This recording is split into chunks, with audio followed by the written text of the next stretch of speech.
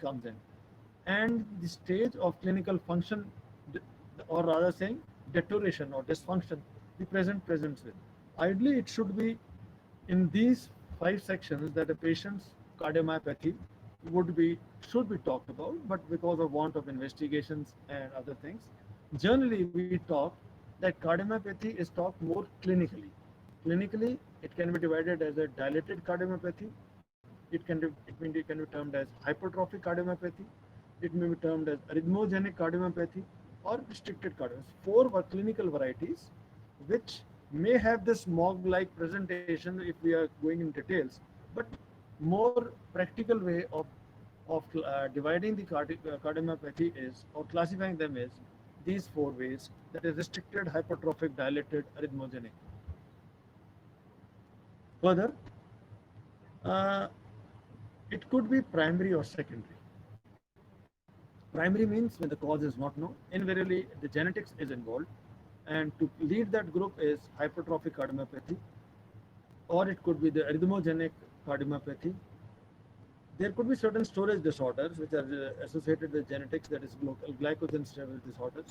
It could be a cardiomyopathy associated with conduction defects. There could be mitochondrial myopathy, which is again a primary reason, or there could be channel disorders.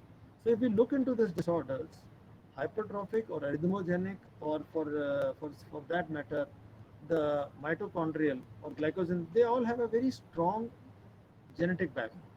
So generally, whenever we are talking about hypertrophy or arrhythmogenic, we would be having a familial predisposition. This figure says that if you see in the center of it, the one which is fawn colored, you would find that the hypertrophic cardiomyopathy, it is the Mendelian genetics. But as we come towards the other side of dilated cardiomyopathy, we find there is genes, but there are many other acquired causes, which we'll just talk about, which could be nutritional toxin. Means it is a dilated is more of epigenetic, and hypertrophic is more of genetic. Restrictive is partly genetic, partly could be having some with the acquired ones, but arrhythmogenic is again genetic. So arrhythmogenic and hypertrophic are generally genetic. Dilated cardiomyopathy is more epigenetic, and restrictive can be in between. It could be a mixed type. So after the genetic group, the primary group could be the in the group of primary mixed. Mixed means the epigenetic ones. They could be dilated cardiomyopathy, as that figure was showing you on your right side, or it could be restrictive. Restrictive is a variety which is neither hypertrophic, neither dilated. We'll talk in details later on. Now, besides this primary can be of the other varieties. One is inflammatory, which we have just talked, but one could be stress induced. Takasobo, my cardiomyopathy, it's an era of stress. We'll talk on this cardiomyopathy later on, but there is definitely no genes. It is more of environmental story, or it could be peripartum or tachycardia induced. So these acquired ones generally have more of the environmental story, mixed as both genetics and the environmental, that is epigenetics, and the hypertrophic and the other ones were primarily genetics. So three groups of primary disorders of cardiomyopathy. Then there is a group which is secondary cardiomyopathy, which could be infiltrative, storage, which could be toxic, which could be granulomatous, endocrinal, nutritional. So to begin with, before I describe them, let us see what are these suggesting. Now, if you start from figure A, this is how a normal heart appears. Now, because of genetics, suddenly you will find in figure B that the septum has become thickened. This is asymmetrical septal hypertrophy, a type of hypertrophic cardiomyopathy. If you go to figure C, the wall has concentrically hypertrophy, something you see in hypertension, but as I said, cardiomyopathy is without hypertension. Or figure D, where only the apical segment has hypertrophy. So three varieties of hypertrophics figure wise, and they would have a basis of genetics. The other variety is dilated. Now dilated is one you can see, if you see the figure A muscle, and if you see it is all sagged out, it is dilated, it is larger in size, it has lost its morphology. And because it has lost its morphology, it is also maybe also be functionally poor. There could be the arrhythmogenic, which is, as I said, is more of genetics. Now coming to figure G and H, what you find is that the muscles are not as thickened as they were in hypertrophic, but they are thicker. The thickening because there is some restriction pattern which is present in the muscle. So the muscle moves less, and so it appears thicker, but it is appearing thicker more because of restriction. So these figures should make us what we are now to talk about in next few minutes about the cardiomyopathy. So let's take dilated cardiomyopathy, which is a mixed variety of epigenetic. Dilated cardiomyopathy, to understand, is simple. It is enlarged left ventricle with reduced systolic function because the muscle has lost its function. It is dilated, as measured by a left ventricular ejection fraction, and so it's characterized as DCMP. So what is the problem? Problem is not of the filling; it is the throwing out. So muscle has lost its function. Cardiac muscle has two functions. One is to receive the blood, that is diastole, and to throw the blood. Here, the muscle has lost power, so the muscle now has systolic failure. So dilated cardiomyopathy is because results into systolic failure than the diastolic failure, which is because of the enlarged left ventricle, which has functionally lost its functions. Now further, as was evident from those figures, the cardiomyopathy dilated appears, the left ventricle appears dilated, and the contraction appears understandably impaired. Once you lose your muscle, the contraction would definitely be impaired. So DCMP has a characterization of dilatation, and with dilatation, reduced function. It moves less. Now the valve rings are also there. So whenever the heart muscle will stretch, the mitral and tricuspid valve would always be stretched, will result into tricuspid or mitral incompetence. Now the question would come, well, if this is a valvular disease, no. If you go back into your lectures on mitral regurgitation, one of the reasons for was a dilated heart. So meaning thereby that primary it is not the valve which were involved, primary it was the muscle which pulled the valves and so caused impact. So there is an MR and TR suggesting of valvular dysfunction, but because of a dilated heart and a poorly working heart, that is dilated cardiomyopathy. Histologically, the changes are variable. There might because definitely there is a loss of the muscle, that is myofibrillatory loss, which is with lot of interstitial fibrosis because it's a sign of healing, and this was healing because of the reaction induced by T cell infiltrates, that is myocarditis, which resulted finally into a myofibrillary loss. If you histologically examine this muscle for simple understanding. Uh, we talked about that DCMP is epigenetic. It is believed that 25% have an autosomal dominant trait where a variety of single gene mutation has been identified. Most of these mutations affect proteins in the cytoskeleton of the myocyte. That means the myocytes, the cytoskeleton is affected because of the single gene mutation, and this may be the cytoskeleton affected might be dystrophin, it could be lamin A and C, it could be amarin, or it could be a metavinoculin. That is, any part of the cytoskeleton in the myocyte can be affected.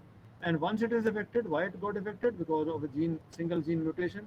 And why it was? Because disease can be 25% autosomal dominant traits. Not only the heart muscle is involved, these patients, familial DCMP, tend to have abnormality of their skeletal muscles also, and are often linked with X-linked inherited skeletal muscle dystrophies like Becker's and Duchenne, which are associated with cardiac. Means it is a story not of the cardiac muscle, but also of the skeletal muscle. So it could be a dual muscle disease, or it could be restricted to the heart. But generally, familial diseases have skeletal muscle diseases quite commonly. So whenever we have a dilated cardiomyopathy in a family, it is advisable go for genetic testing, because then only one would be knowing what has resulted, which mutation has come up, and this genetic testing should always be offered when one or more family members have been diagnosed with this clinical condition. So dilated cardiomyopathy can be familial in the epigenetic group, and identifying the reason for its familial is a good way, and that could be only through genetic testing. And where do we get the clue to go for genetic testing, because it is not widely available, is when more than one family are affected, with dilated cardiomyopathy, which is a systolic failure. It could be sporadic. In my in the initial lecture, I talked about myocarditis. Finally, what was it resulting? It was resulting into a pump failure, and pump failure because the muscle is losing its strength and gradually it's dilating. So systolic failure with dilatation, that is dilated cardiomyopathy. We talked about alcohol results. We talked about there could be other reasons for the DCMP, which could be chemotherapies. There could be metals, heavy metals, and the commonly abused could be the arsenic and lead, which are for other reasons they are abused in the body, and they may result into involvement of the heart muscles. SLE, rheumatoid arthritis, sarcoid as a part of the autoimmune disorder where they could cause myocarditis, so they also cause. Finally, it gives way, the person with the myocarditis goes on, it results into dilated cardiomyopathy. We have a list of endocrine disorders. We have a neuromuscular disorders like Friedreich's ataxia. This is irrespective of the familial variety that we talked about. Now, how does it all happen with infections? Infections, what happens? On the left side, if you see this diagram, this is the entry of the virus, which affects the myocytes. The virus replicates. There is a protein expression. There is a myocyte finally has to lyse. But this lysis and delayed apoptosis causes almost persistent or latent infection to persist. That is, the infection, the viremic infection is subtle, it is there, and half died, half active, so that it is persistent or it remains lymphocytes. Now, whenever there is a virus, what would happen? There will be release of cytokines. There would be an immune response, and the immune response would be either from the form of release of lymphocytes or antibodies against pathogens. Now, if these antibodies, besides pathogens, also start working on the surface antigen, like you had in rheumatic fever, they start affecting the heart. So what has happened? A viremia which was to start with. So a myocarditis over the weeks, as I said in my second, third slide, over months, starts expressing itself as the process goes on because of the persistent or the latent infection in a company of antibodies which at times might work on the surface antigen or the myocyte proteins and finally destroy the heart muscle which was inflamed because of myocarditis, resulting into a fibrosed, necrosed myocardium, which is cardiomyopathy or dysfunctional myocardium, cardiomyopathy. The late autoimmune reaction to viral myocarditis may form the substantial subgroup of the patients, as I just said, that it is not the initial insult, it is the later on when the antibodies came, lymphocytes came, they were specific to the antigen, but then became specific to the other organs, and so they destroyed. And it is believed, to highlight this process, it is believed that about 10% of patients suffering from HIV may have an advance. Two viruses we talked about, Coxsackie and HIV. Well, ethanol was bad for myocarditis, same list of drugs, but a drug which needs a mention is HIV per se causes myocarditis. The drugs, that is antiretroviral agents, which have to be taken lifelong, also causes myocardial damage. So double insult because of a disease like HIV, primary because of virus, secondary because of the drugs. Well, chemotherapeutic agents, anthracycline agents, especially when given to aged or radiations, can always destroy the muscle and so cause dilated heart. Cocaine abuse is common, and this is a potential reason for having young people having dilated cardiomyopathy. Phenothiazine abuse or heavy metal abuse for other reasons is also a reason. So, abusing cocaine, phenothiazine, or use of heavy metals, especially if you find patients in the younger age group, is a good reason, as would be alcohol for dilated cardiomyopathy. Well, Cushing's, diabetes, growth hormone abnormalities, thyroid disorder, both hypo, hyper, and even pheochromocytomas, all endocrine disorders have a potential to cause the cardiac dilatation and systolic failure, that is dilated cardiomyopathy. Nutritional deficiencies, definitely when it affects the muscles, so it should affect the cardiac muscle also. So the deficiency of carnitine or selenium or thiamine is likely to affect the and result into cardiomyopathy. There can be at times storage disorder, that is the muscles are affected because of the infiltration. These generally cause more of restrictive, but at times they may cause dilated. So, for remembrance, hemo is more a reason for restrictive than dilated, but dilated it is one of the causes. But more important to be remembered is the endocrinal and the nutritional causes. If somebody has persistent hypocalcemia, hypophosphatemia, or uremia, like in renal diseases, you have enlarged hearts. This is a failed heart, systolic failure. So, uremia may result into dilated cardiomyopathy as such. Now, looking into the etiologies, how does it clinically present? The hallmark is left ventricular failure. It is self-understandable.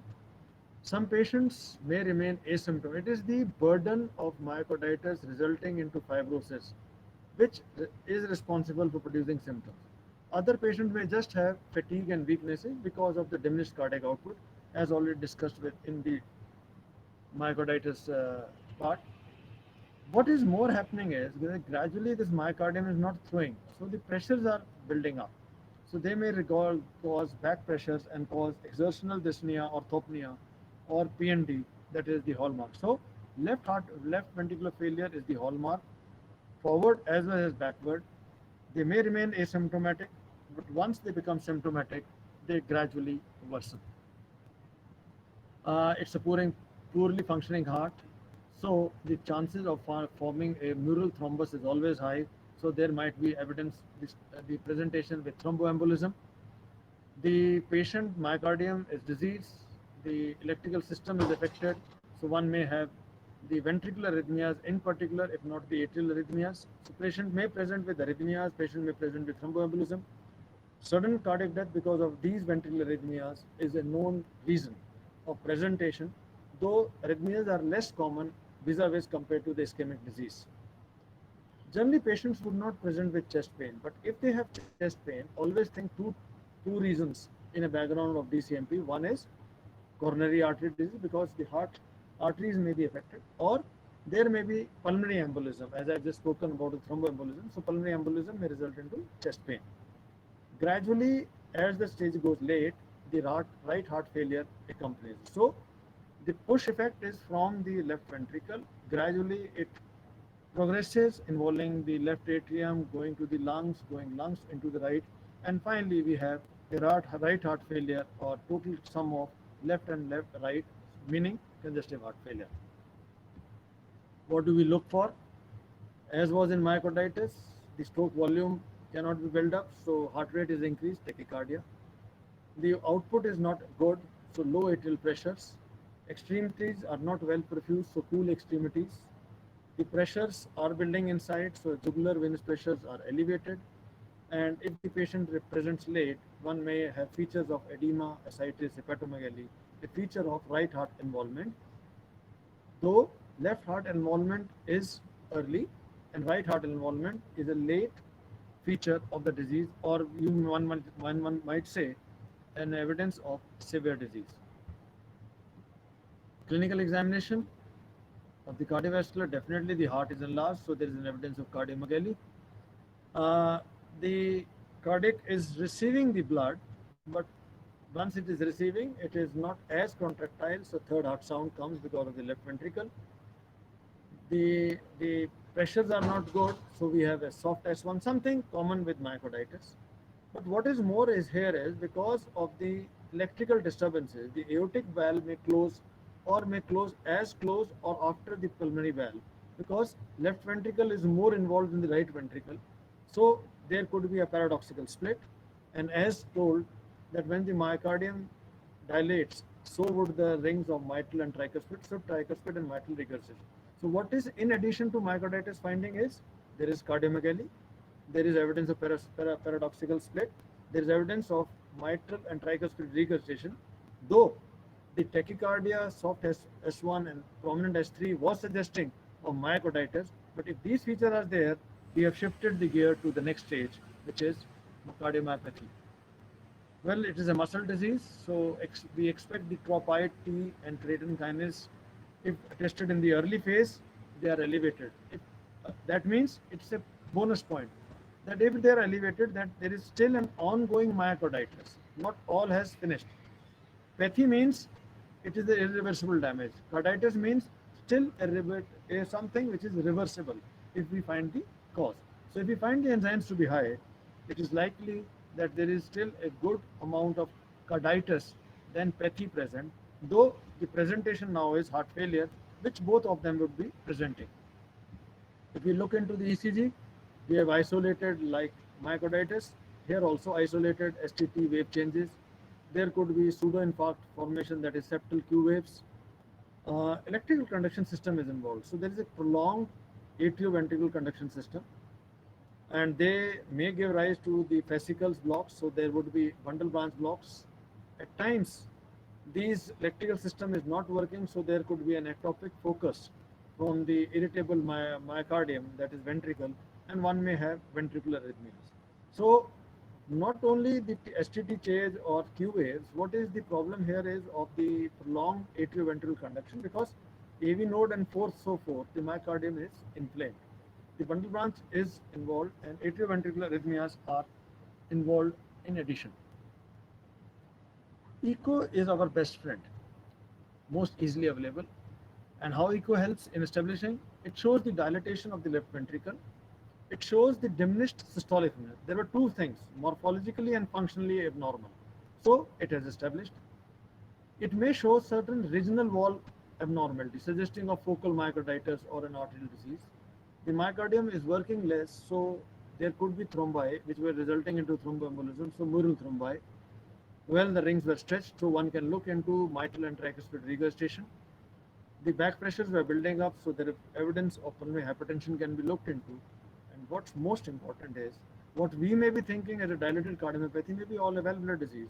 So it excludes the most common secondary cause, which should be always be ruled out when we are talking about a myocardial disease. As I said, coronary artery disease, hypertension, and valves should always be excluded. So it excludes a cause, looks for hypertension, looks for effects, thrombosis, and its function. So echo is the gold standard and very good test to evaluate. As you can see, you find a very large ventricle, largely, and they have a very thin wall. So there are thin wall and a large ventricle suggestive of dilated cardiomyopathy. Is there something better? Yes, we have the cardiac MRI. It's one of the upcoming investigations where it can not only show the left ventricular dysfunction, but also shows the myocardium is fibrosed, as we talked in the myocarditis, whether it is necrosed, fibrosed, or inflamed. It is also useful as it may show basic difference between inflammation, fibrosis, and necrosis. The use of thallium and PET scans have also been done. PET scan is quite helpful when we are dealing with granulomatous diseases, and thallium is a very good alternative to cardiac MRI. So cardiac MRI is definitely not only showing the evidence of myocarditis, but it's also showing the evidence of its scar, that is fibrosis and necrosis, unlike the echo, which would not be able to differentiate these two, but will definitely tell us the functions. Coronary angiography should always be offered to a patient who comes after 40 years, because this is the age where there could be an associated coronary artery disease as such. Though, as I said, coronary artery disease should not be there, it should be a primary muscle disease as such. How to establish diagnosis? Endomyocardial biopsies. This is like myocarditis, is also done in selected cases. Selected cases where you're suspecting amyloidosis, or you're suspecting sarcoid, hemochromatosis, storage, where there is an evidence of infiltration by an amyloid or a sarcoid granuloma, that should be done. At times, it may help is like in myocarditis, detection of a viral antigen. There we use the PCRs. So here it can be, but this is a pathology. This is something which we use very uncommonly, but it has of interest, especially if we have the multi-system like MOGS, as I said. If it is involving the other organs, then definitely amyloid, sarcoid, it should be thought about. This is a classical heart. You can see a big left ventricle with a small walls. And going back to a pathology classes, you can see some muscles getting hypertrophied, other getting destroyed. There's a lot of inflammatory tissue. So, but it doesn't speak of the etiology unless there is a granuloma, which could be of a sarcoid. We we now understand. By now, I have tried to make you think about the dilated is dilated heart, poor morphology, presenting basically with heart failure, thromboembolism, arrhythmia. So it's time to treat. As It is a gold standard for congestive heart failure. The first lectures, salt and fluid intake has to be restricted. The treatment of DCMP is heart failure symptoms to be controlled, which could be diuretics, beta blockers, ACE, ARBs, digoxin. We have already dealt with it in a full lecture, rather two lectures. And so, like the treatment for heart failure is no different for cardiomyopathy. If it is because of diabetic cardiomyopathy, mainstream treatment is control heart failure symptoms. Diuretics and digoxin generally provide symptomatic relief here because we decongest with if digoxin improves the contraction, whereas beta blockers, ACE, ARBs, and spironolactones improves survival. How they improve? Because they prevent the remodeling. So two aspects in the list of the drugs that we have said.